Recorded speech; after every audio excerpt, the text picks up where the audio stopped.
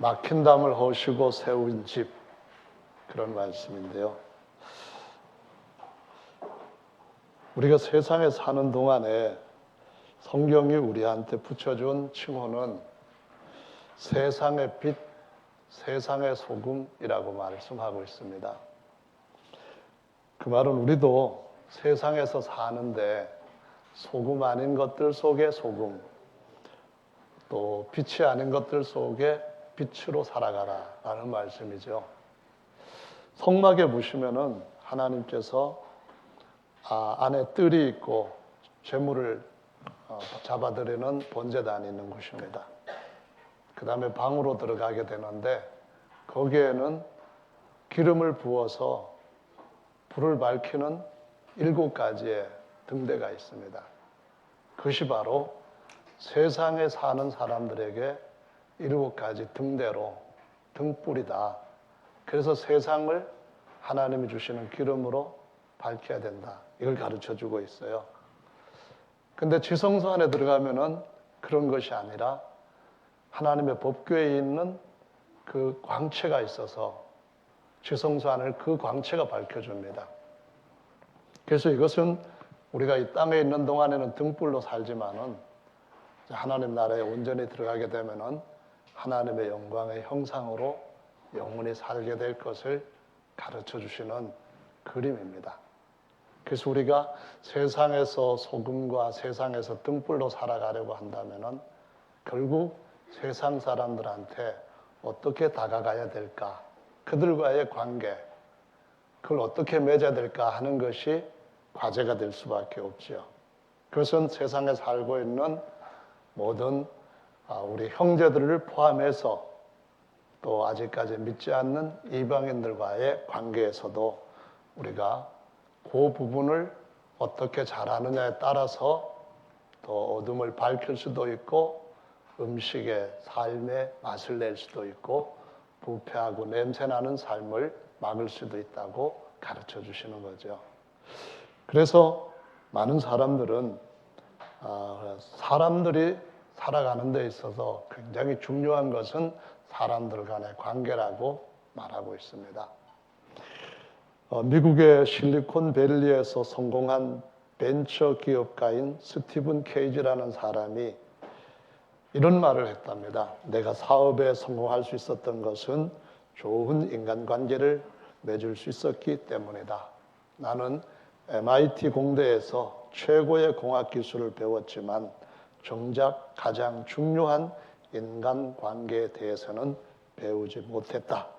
그러면서 그는 자기의 성공이 뛰어난 기술보다도 사람들과의 좋은 관계를 많이 맺었기 때문에 그것으로 인하여서 지금 그 위치에 성공을 누리고 있다라고 얘기를 했답니다. 그런 분들이 하는 얘기가 그냥 허튼 얘기는 아닐 거라고 생각이 되는데요. 그 미국의 하버드 경영대학원에 있는 한 교수도 졸업식에서 학생들한테 한 말이 캠퍼스 안에서만 머물고 있는 학문은 한계성이 있으니까 나가면서부터 학교에서 배운 모든 것들을 잊어버리라 이런 말을 하면서 성공은 학교에서는 시험 잘 치는 것이지만 진정한 인생의 성공은 거미줄과 같이 엮여져 있는 좋은 튼튼한 인간관계에서 오는 것이다 라고 말을 했다고 합니다. 그래서 사실 우리가 어떤 전문적인 기술을 중시하는 시대에 살고 있긴 하지만은 그 이면에는 더 중요한 것을 잊어버리고 사는 시대이기도 하다는 거죠. 잊어버려서는 안 되는 더 중요한 것은 바로 사람들 간의 관계라는 거예요. 교회에서는 형제들 간의 관계, 그리고 사회에서는 내 동료, 아니면 내 이웃, 아니면 내가 점점 어떤 더 큰 것을 원한다면 더 큰 동심원을 그려가서 내 동심원 안에 들어올 수 있는 사람들의 어떠한 관계, 이런 것이 우리의 삶 속에 굉장히 중요한 인생을 풍부하게 하기도 하고 아주 피폐하게 만들 수도 있는 그러한 요인이 될 수 있다고 말하고 있습니다. 그 미국의 카네기 연구소라면 굉장히 유명하죠. 거기에서 연구한 결과에 의하면은 세상에서 재정적으로 성공한 사람들 중에 15%는 자신의 기술적 지식에 의한 것을 통하여서 얻고 85%는 인간관계, 즉 사람들과 좋은 관계를 맺는 능력의 차이에서 성공과 실패를 서로 다르게 갖게 된다고 얘기를 합니다. 그래서 아주 뛰어난 변호사다 하면은 법에 대해서 뛰어난 그런 지식을 갖고 있는 그 역량은 그의 성공과 실패에 15% 정도의 영향을 주는 반면에 사람들을 어떻게 대하는지 또 사람들과의 어떤 관계를 맺고 지속적으로 그것이 고밀처럼 연결되어 있느냐에 따라 가지고 성공할 수도 있고 하지 못할 수도 있다라는 거죠. 따라서 우리가 좋은 대학교에서 아주 최고의 기술을 배우는 것은 기회적으로 참 제한되어 있습니다. 하지만은 인간관계를 맺어가는 데 있어서는 그것만큼 그렇게 제한적이지는 않다는 것이고, 그 말은 곧 우리가 얼마든지 다른 관계들을 통해 가지고 우리의 삶을 풍성하게 할 수 있고, 성도들이라면은 더 풍성한 삶을 살 수 있는 길이 모두에게 열려 있다 하는 사실을 보여주는 것이죠. 그래서 의사나 교수나 변호사나 판사나 이런 최고의 전문적인 기술을 가지고 있는 자들 중에서도 인간관계에 실패한 사람들은 상당히 많이 있다는 것을 보여주고 있습니다. 그래서 그 의사들도 보면은 아주 환자들에게 대해서 잘 대해줘 가지고 그냥 말만 들어도 상담만 해도 나을 것 같은 그런 기대감이 없고 신뢰감이 오는 그런 사람이 있는가 하면은 이거 내가 돈 주고 요거도 먹으러 왔나? 이런 생각이 나게 하는 그런 의사도 있는 것을 볼 수 있습니다. 아마 여러분들도 한두 번쯤은 그런 경험을 해보셨을 거예요. 저도 다리를 다쳐가지고 한번 가봤더니 의사 선생님이 야단치는 선생님이셨어요. 그래서 정말 저는 그 병원 가기 싫어가지고 교회 병원 설치했었는데 잘 낫지는 않았지만은 어쨌든 이것은 세상에 살고 있는 세상에 비친 성도들한테도 중요한 것이고, 빛들 속에 빛의 자녀로 살아가는 우리 가운데서도 굉장히 중요하다는 사실을 보여주고 있습니다. 오늘 본문 말씀에 보시면은 예수님께서 막힌 담을 허셨다라고 말씀했어요. 막힌 담이란 무슨 말이냐면은 이렇게 서로 갈라져 있고 통하지 않는 막아놓았던 장벽을 허물어 버렸다는 거예요. 옛날에 독일 갈라놓았던 장벽이 허물어지는 것처럼 전에는 통하지 못했지만은 이제는 언제든지 서로 오고 갈 수 있는 그런 왕래가 될 수 있는 것처럼 사람들 사이에서 막혀져 있는 막아놓았던 장벽을 예수께서 허물어 버리셨는데 어떤 장벽이었는가 하면은 이방인과 또 선민들의 사이에 있는 장벽을 허물어 버렸다 이 말입니다. 선민과 이방인 사이의 장벽이 어느 정도로 컸었는가 하면은요, 남북의 남한, 북한 이런 장벽보다도 독일의 동독, 서독 이런 장벽보다도 훨씬 큰데, 그것은 유대인들이 독일 히틀러한테 600만 명이나 잔인하게 살상을 당할 만큼 증오의 장벽이었습니다. 서로 증오하는 거예요. 그러다 보니까 결국은 그것으로 인해 가지고 두 사이는 원수지간이었는데 그 장벽을 허물어 버렸다는 거예요. 그 말은 인간 가운데서 민족적으로나 국가적으로나 개인적으로나 가장 철저하게 막고 있던 장벽을 허물었다는 것이니까 이제 모든 사람들한테 막혀있는 장벽도 함께 허물어졌다 하는 사실을 보여주고 있는 겁니다. 그러니까 상통할 수가 있다는 거예요. 왕래할 수가 있다는 거예요. 왜냐하면 주님께서 그 담을 허물어 버리셨기 때문에요. 그런데 여기에서 그 담이라고 하는 것이 그럼 뭘까? 이방인과 유대인 사이를 갈라놓았던 아주 강한 장벽 뭘까 했는데 이것이 바로 어떤 식으로 표현됐는가 16절에 보니까 원수된 것을 십자가로 소멸하시고 이렇게 말씀하셨는데요. 바로 하나님께서 모세를 통하여 주신 율법이 사실은 원수된 것으로 하나님 앞에 모든 사람이 죄인이 되었다고 하는 그 관계로 단절시킨 법이 되었고 이방인과 유대인들이 서로 만지지도 못하고 왕래는 고사하고 서로 식사도 하지 못할 만큼 막아놓았던 아주 강한 장벽으로 원수와 같이 있었다 그 말씀합니다. 그래서 그 법을 성경에서는 또 다른 식으로 이렇게 표현합니다. 정죄의 법, 의문의 법, 죽이는 법.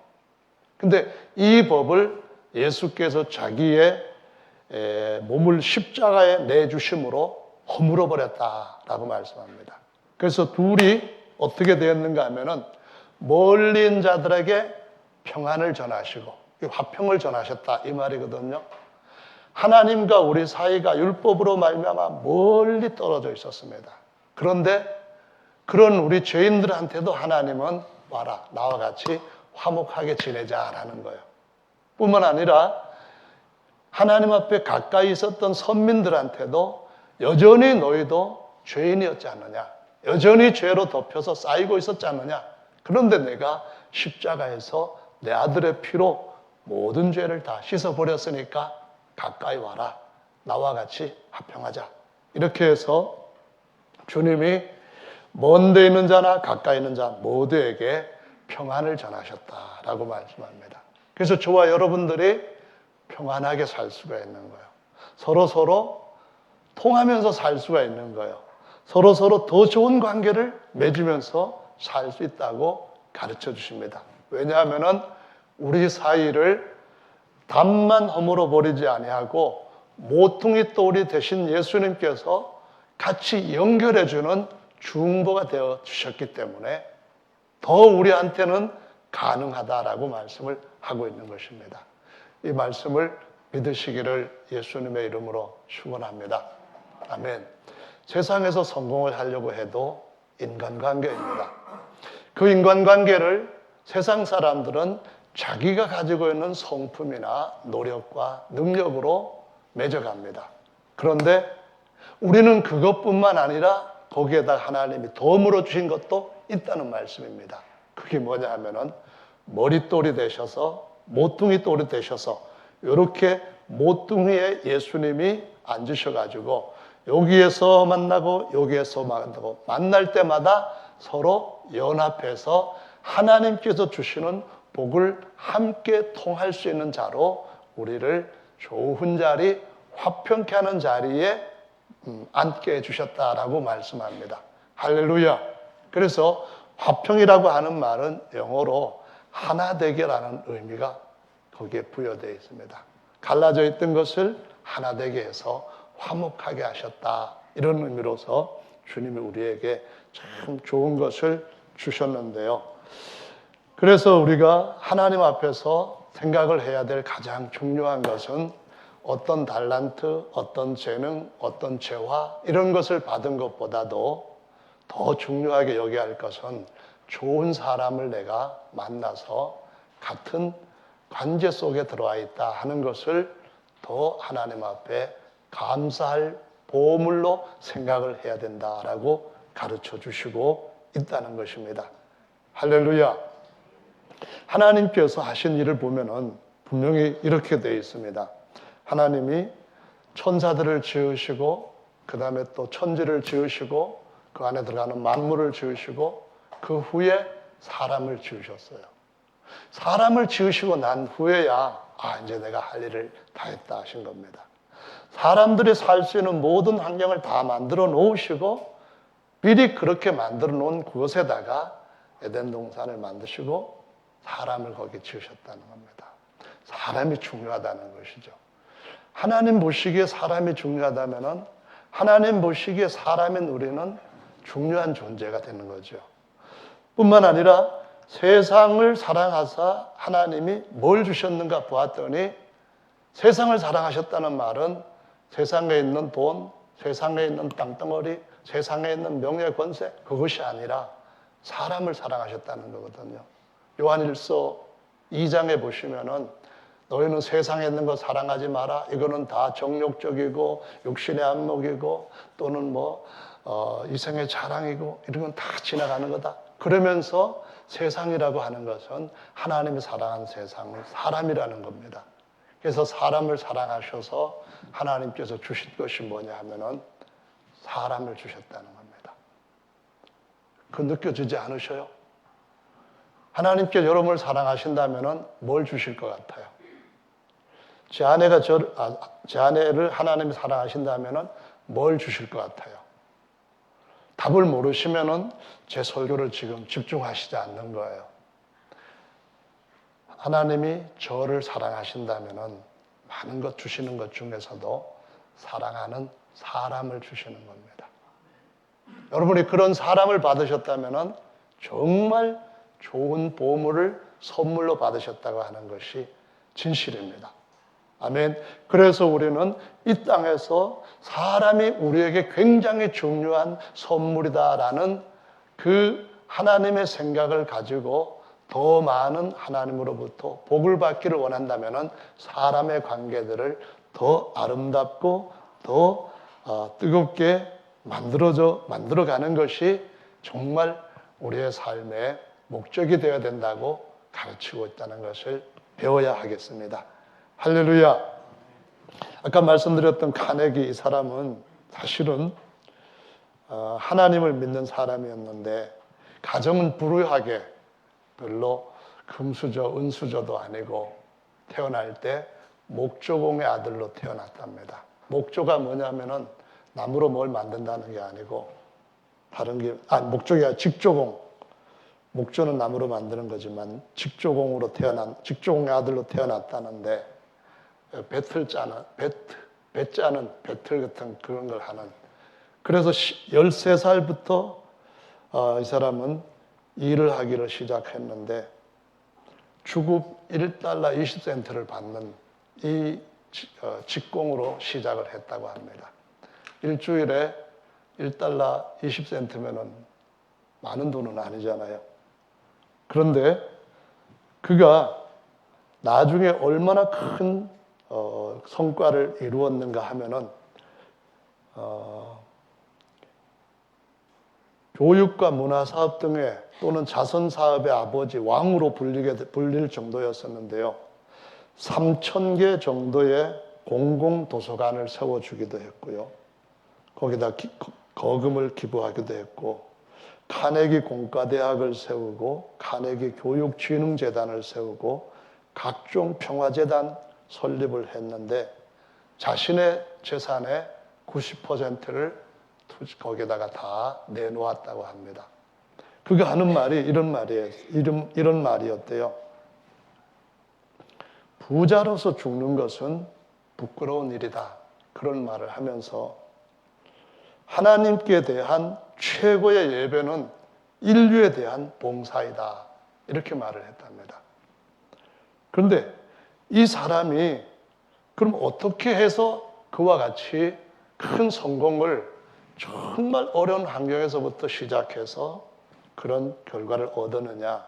그 말은 바로 카네기 연구소에서 말한 것처럼 15% 전문기술보다도 85%의 인간관계가 사람을 다르게 만들어 놓는다고라는 것이었답니다. 정말 우리가 이 사람의 말에서 뭔가 의미 있는 것을 배울 수 있을 것 같습니다. 모든 사람은 하나님 앞에서 진리와 신령으로 예배드리는 것이 최고의 예배입니다. 사람을 봉사하는 것이 우선은 아니지만은 진리와 신령으로 예배를 한 결과는 세상을 향한 우리가 사람을 얻는 데에 주님이 우리에게 주신 은혜의 목적이 있는 줄로 믿습니다. 그래서 여기에 계시는 모든 분들은 내가 얼마만큼 사람들과의 좋은 관계를 맺고 있는가, 나와 단절되어 있는 그러한 사람은 없는가, 이런 것을 생각하면서 더 많은 하나님 앞에 복을 누리고 하나님 앞에 받은 사명을 더 잘 감당하려고 한다면 사람과의 관계를 더욱더 넓혀가는 것이 우리가 해야 할 일이라고 가르쳐 주신다는 겁니다. 성경에서 사마리아 여자가 나오는데요, 물들어 갔습니다. 예수님이 거기에 친히 물들어 오셨습니다. 구약에 보면은 아브라함이 자기 아들 이삭의 아내를 얻게 하려고, 며느리감 얻으려고 엘리에셀이라고 하는 종을 보냈습니다. 거기서 리브가를 만났어요. 리브가가 물을 퍼올려가지고 약대들한테도 먹이겠다 했을 때 내 주인의 아들의 완전히 맞는 며느리감이다. 그래서 진짜로 그렇게 결혼을 했거든요. 요한복음 4장에는 사마리아 여자가 물 들어왔을 때 종을 보내시지 않고 하나님의 아들, 하나님이 아들 안에서 직접 찾아오신 거예요. 더 완전한 물을 주시겠다고 찾아오신 거예요. 아멘. 그런데 이 사마리아 여자가 예수님한테 대화를 이렇게 해가는 걸 보면은 아주 의미가 있단 말이에요. 물에 대한 것, 영생하는 우물에 대한 것 딱 깨닫고 난 뒤에 예배에 대해서 얘기를 합니다. 예배에 대해서 딱 얘기하고 난 뒤에 그 다음에는 물동이를 버려두고 마을로 가가지고 성경에서 가르쳐 주신다는 것입니다.